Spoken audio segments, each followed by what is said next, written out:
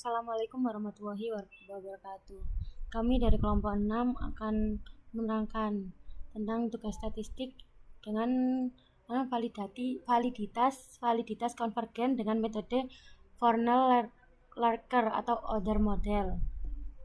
Berdasarkan Smart PLS ini bisa dilihat dari data-data Smart PLS ini, yaitu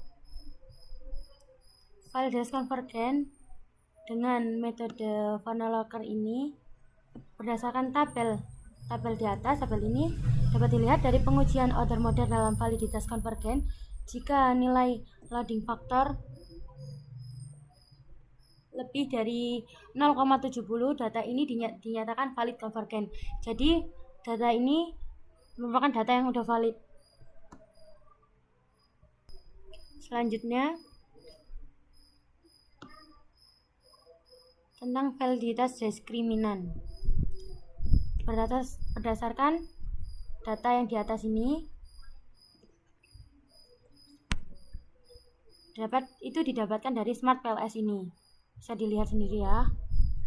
Kemudian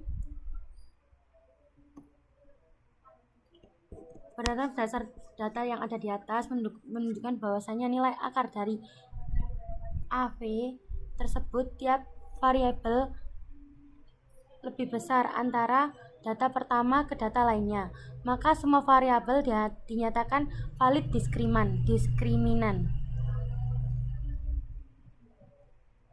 Pengujian itu Oder model yang validitas diskriminan itu kan Fornell-Larker parameternya, yaitu nilai akar AV lebih dari korelasi antara konstruk dengan konstruk lainnya.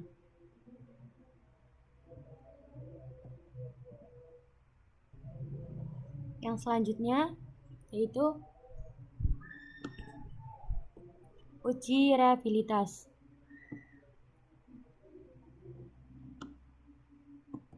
Uji reliabilitas yakni reliabilitas itu parameternya itu ada cuma dua, yaitu Cron-Betz alpha sama composite reliability, yaitu dua-duanya lebih dari 0,70.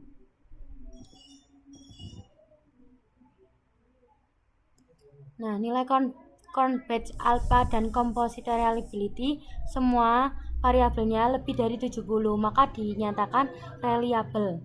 Jadi semuanya ini hasilnya lebih dari semua kan. Selanjutnya yaitu hasil evaluasi model struktural, dimana yaitu inner model yang dilihat dari R-square dengan pengujian inner model dengan pengujian parameter R-square-nya, di mana nilai R-square apabila 0,70 dinyatakan kuat dan 0,50 dinyatakan moderat dan 0,25 yaitu dinyatakan lemah. Dari data di atas menunjukkan bahwa R-square adjusted variabel kepuasan sebesar 0,582, di mana hal tersebut ini menandakan bahwa variabel harga antara R1 dan TR1 mampu mengidentifikasi variabel kepuasan sebesar 58,200, maka model tersebut bersifat moderat, sedangkan nilai TR1 adalah 0,536 atau 53,6%, maka dapat disimpulkan bahwa model tersebut bersifat kuat. Selanjutnya yaitu efek Zee, di mana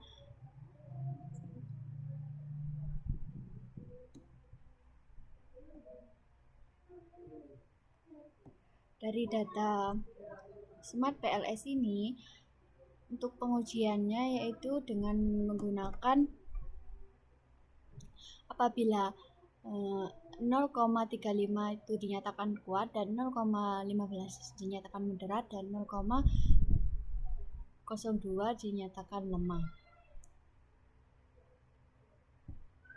Dari data di atas dapat disimpulkan bahwa A. Pengaruh harga R1 terhadap TR1 senilai 2,473 di mana dianggap kuat, dan B.